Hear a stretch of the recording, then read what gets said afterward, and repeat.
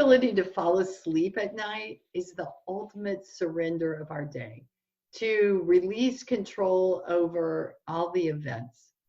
And when I hear adults in my practice struggle with the ability to do that, or parents who are faced with children who are unable to let go of their day, Hazel Gemmotherapy is the extract that comes to my mind. I'll be sharing a lot more with you about one of my favorite extracts, Hazel, today in this episode, along with two of my amazing colleagues. I'm Lauren Hubele. I'm a health coach and I'm a gemmotherapy expert. And I'm here today with Teri Brooks, herbalist. Hello, Teri. Hi, Lauren. Hi, Megan. I'm so happy to be with you again and continue my learning because I've learned as much as anybody during these podcasts. I'm just a plant nerd and a teacher. That's it. Well, you're a wonderful one, and I'm so glad you're joining us. Thank you. And along with Teri, we have Maegan Lemp, acupuncturist. Hello, Maegan. Hi, everyone. Hi, Lauren and Teri. It's great to be back with you again, and I'm excited to talk about Hazel. Yes, aren't we all? So, Teri, get us started. What can you tell us about Hazel as a shrub? And it's my understanding this variety that we're talking about is a shrub. Is that right? It is. It's mainly a shrub. We're talking about the European hazel, which is Corylus avellana. There are many other hazel species, and some of them grow in my area. I have had the opportunity to forage for hazelnuts in the fall. It's difficult because the squirrels almost always beat you, no matter how carefully you're watching. But this was known as the tree of knowledge and wisdom. It's also known as the tree of white magic and healing. Poetry. And hazel is considered the 9th consonant in the Ogham Celtic alphabet, corresponding with the month between August 8th and September 4th on their calendar. Usually the tree is about 12 to 15 feet in height. Because it's growing in a hedgerow or a mixed wood kind of situation, it's got a little competition for the sunlight. But it has been known to grow up to 50 feet tall. Usually it grows near water. It has a compact, rounded shape. The leaves are rounded, alternate, and they have a bit of a serrated edge, but the texture of it is a little velvety and soft on the leaf. Those leaves are really fun to watch in the fall because they turn kind of yellow and pink before they actually fall off the plant. The nuts ripen between August to October, and each nut is almost, I think it's almost pretty. It's got a little lace petticoat on it, like a ragged leafy frill on it. It takes nearly 9 years to achieve a full crop of nuts. This is one of the first trees to flower. Now, I don't know about Minnesota, but it has been said that it flowers as early as January. I'm guessing it's not here. Yeah, probably not. But the male and female flowers grow on the same plant. This plant is interesting because it's one of those whose, the leaf drop and the branches and the twigs and everything involving the plant tends to alkalize the soil. And that allows it to improve the soil for other species to grow better. So Teri, you had me on the white magic. Can you tell me a little bit more about that when you talk about the folklore or the historical uses? You bet. White magic is usually considered any kind of healing that involves love, health, money, or protection. So it's quite the opposite of what people might consider black magic. I would say this is the healing arts. As far as the magic goes, let me back up just a little bit and talk about some of the historical uses, and I'll talk more about the healing. This tree is known to live for a long time, mainly because they use a technique called coppicing on this tree. They've noticed that when a branch was cut or broken, it would send up straight new shoots. And so they've taken advantage of that and exploited that ability to actually go out and cut it at the base and allow the plant to grow those straight new shoots.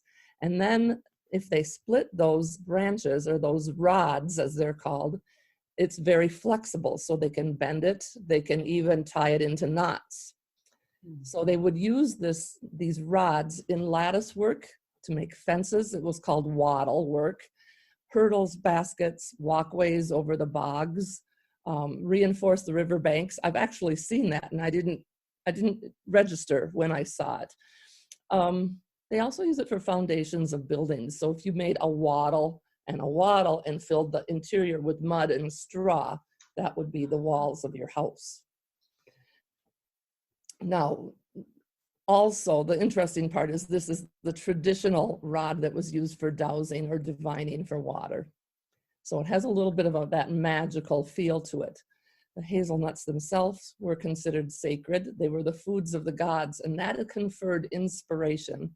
And when they talk about that in the Celtic lore, it particularly meant that they were poets, and they were inspired to write poetry and sometimes music, but mostly the poetry was very, very forefront in their thinking.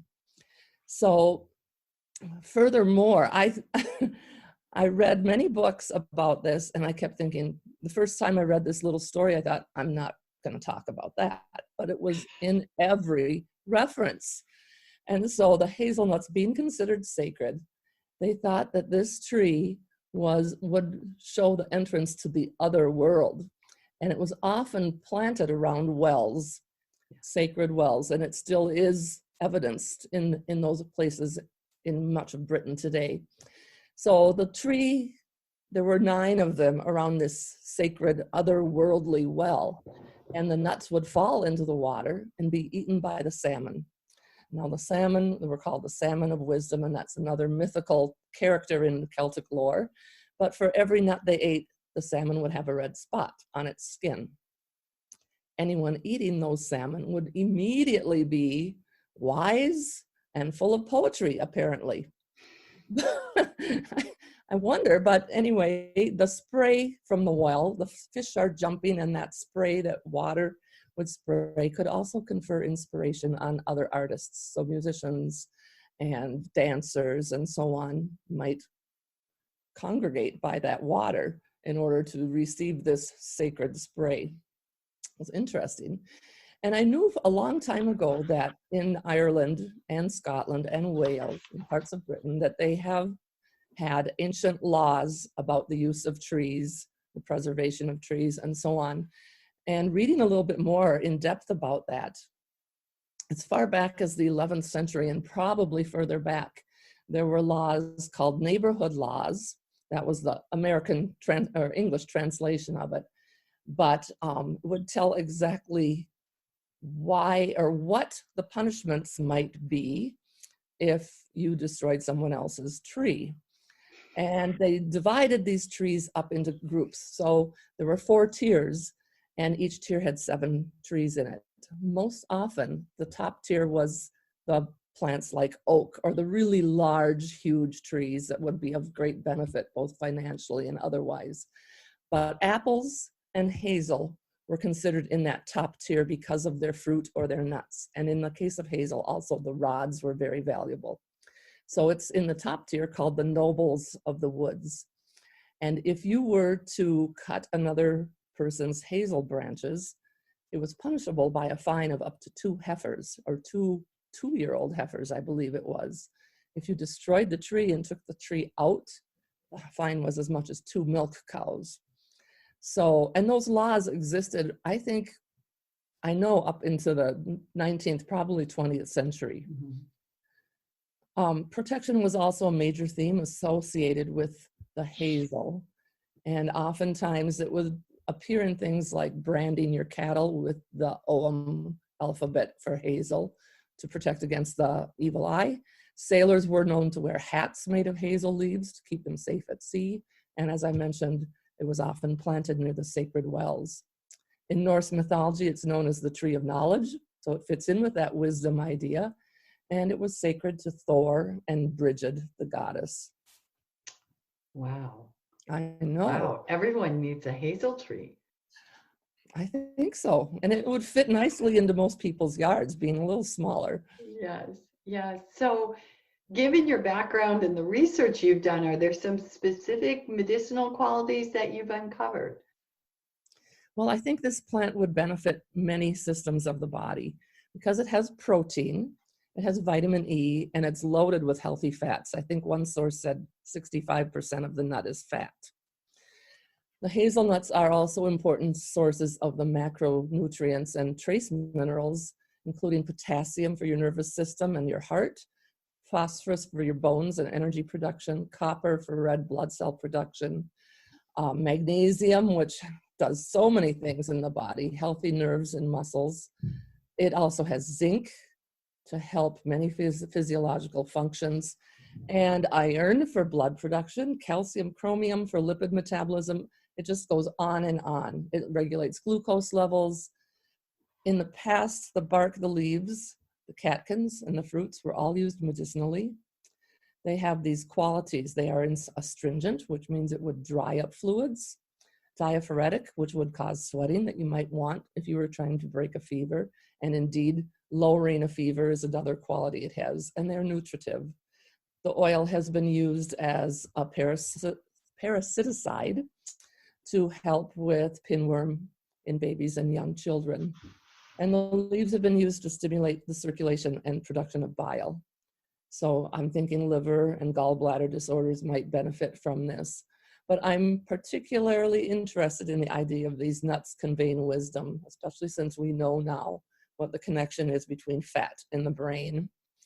And also, I think the fact that this plant improves the terrain of other plants in its area might signify that it improves the terrain in our body or our microbiome. And that would probably benefit all of our metabolic functions.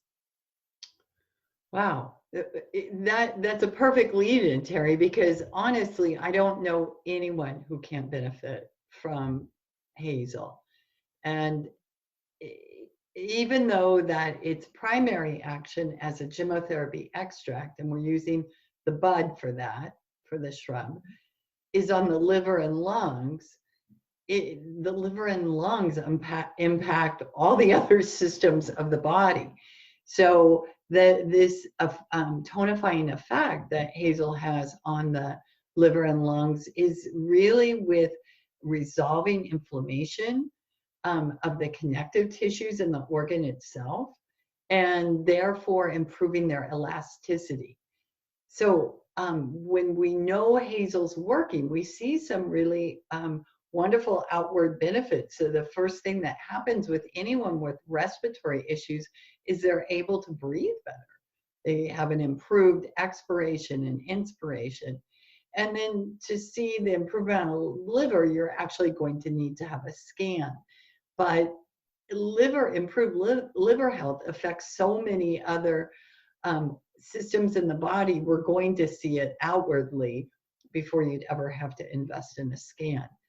Now, the secondary action, and this lends to your thoughts there, Teri, is on the nervous system, particularly the autonomic connection between liver, lung, and brain. So what we see in practice is an improved mood by those who take hazel, an improved sense of calm, and certainly an ease in the evening. And that's when, in my practice, I recommend individuals to be taking hazel. It's an end of the day, like after dinner, an evening type of extract. The secondary effects, though, of all those wonderful things hazel does is with optimizing the liver function is improved sleep, digestion, and overall state of well-being. Also, people are able to tolerate more foods by taking the hazel. So when I ask the question, who might consider hazel, I have to say everyone, all ages and all genders. And then particularly those that may have some evening anxiousness, difficulty releasing the day. I really like that term. And I think if you have difficulty releasing your day, you know who you are. And surrendering, right? Like, because that's the ultimate surrender, is to go into sleep. So if there's history of recurrent respiratory symptoms or a history or current use of medications because of its protection for the liver. So acutely, I use hazel really as a convalescent extract. I tend to use it towards the end of a respiratory inflammation and then onwards. So if I have children or adults who tend to get repetitive respiratory infections, and particularly if it's early in the season, we're talking about October now, I'll just keep them on Hazel the whole season. I also suggest individuals to microdose Hazel, and this helps harmonize the nervous system. So 1 to 3 drops in the evening helps improve sleep, stabilize mood, calms evening fears and anxiety.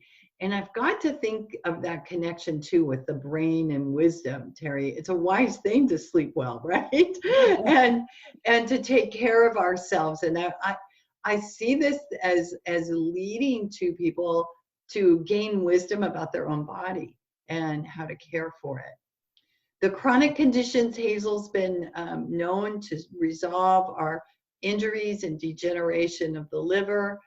It's excellent for any overuse of prescription medications, any use of long-time use of alcohol, good for cases post-hepatitis, emphysema, complications from bronchitis where scarring could occur, and also with longtime smokers, particularly those prone to pneumonia.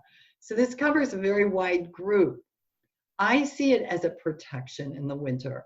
I like to use Hazel for everyone in my family in the evening through the winter months. And then additionally, anyone with chronic asthma and sleep disturbances. So that's quite a bit. Mm-hmm. Maegan, what light are you going to shed on all this through the Asian medicine lens? Yeah, it seems like the three of us are just on the same page about Hazel. It is such an important and diverse and widely applicable extract. Through the Asian medical lens, Hazel harmonizes the movement of qi and fluids in the lung and liver. And the lung and liver, as you noted when you were talking, Lauren, is such an important combination. And actually, in the extracts that we've discussed so far, it is not common to see a lung and liver combo like this.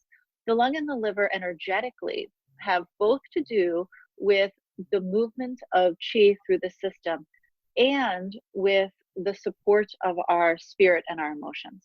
So it's really a beautiful combination.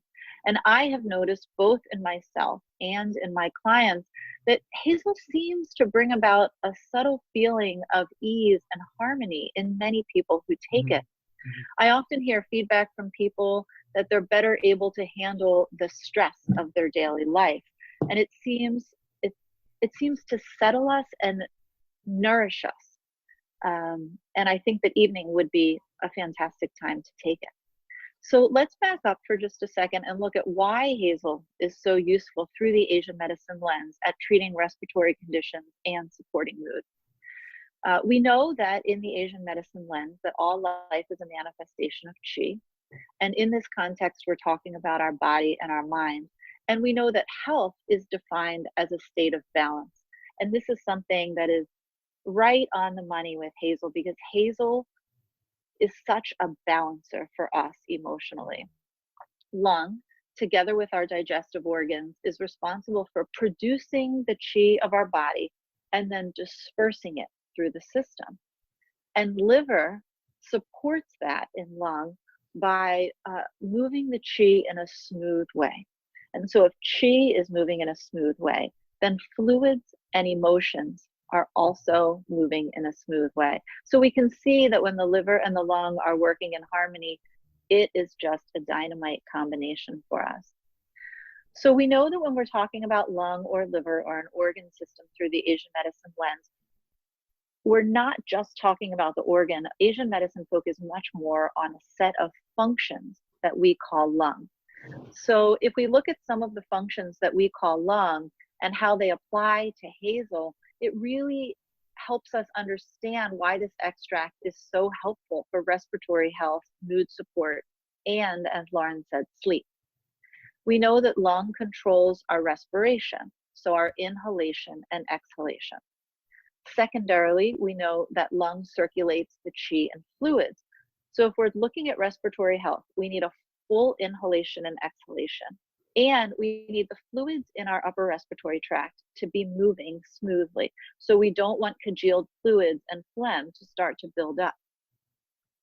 We also know that lung controls what we call Wei Qi, which is our most outer layer of defense. And it's what protects our body from the exterior, from the stresses in our environment, from external pathogens, and it's very closely aligned with what we call the immune system. So if we look at those three things, we can see how our respiratory health is so supported. We have a full inhalation and exhalation. We have the proper dispersal of fluids in the upper respiratory tract, and we have protection against continuing to get sick. So it's really a dynamite combination. If we look at the emotional support with Hazel, the words most often associated with our lung energy are sadness or grief. And I think that does play a role, but often overlooked, and I think maybe even more applicable, is lungs' role in our ability to let go. And letting go both on the physical and the mental and emotional level. So lung supports our letting go of our physical waste, because lung controls our skin and our pores. So we can let go of excess heat and we can let go of toxins through the skin. And lung also lets go of physical waste by supporting its partner meridian, which is large intestine. So we're releasing then through the bowel. But our ability to let go on a mental and emotional level of what is no longer serving us is a big piece of Hazel. And I've used Hazel in this particular situation quite often. Sometimes we have mentally moved past an old grief or a trauma, but we just can't quite let go of it. And Hazel seems to really settle us and help us in this move through that process more smoothly. Hazel's support of liver is also quite important. And we know that one of liver's primary functions is the smooth movement of qi. And since all life is a manifestation of qi, it therefore oversees the smooth movement of all of our physical and emotional level challenges. In fact, the liver is the energy system most affected by daily stress. Stress on the liver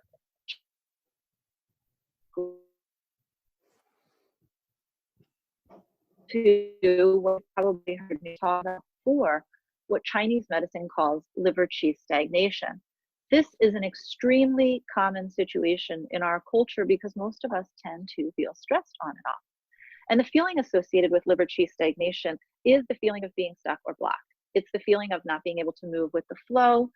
And it often manifests as irritability or anger and frustration. The pattern, though, sometimes we'll notice when we're feeling like that, there are some other physical signs that come with us.